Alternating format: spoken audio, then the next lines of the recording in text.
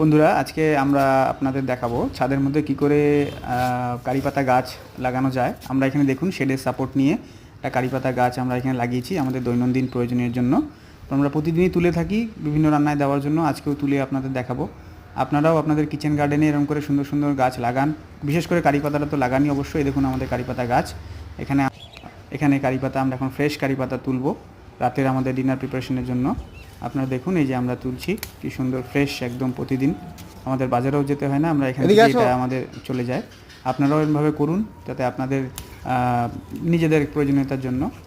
তো এরকম ছাদের মধ্যে আমরা অনেক এরকম ছোট ছোট প্রয়োজনীয় স্পাইস বলুন, গাছ বলুন, আপনারা আমাদের চ্যানেলটিকে সাবস্ক্রাইব করুন, তাহলে এরকম ছোটো ছোটো ভিডিও আপনারা পেতে পারেন। নিজেরাও একটু মোটিভেট হবেন, নিজেরা নিজেদের ছাদে গাছ লাগাবেন, তাহলে আপনাদের প্রয়োজনীয়তা, প্রতিদিনের প্রয়োজনীয়তা অনেকটাই হেল্প হবে আপনাদের। ধন্যবাদ বন্ধুরা, চ্যানেলটিকে সাবস্ক্রাইব করুন।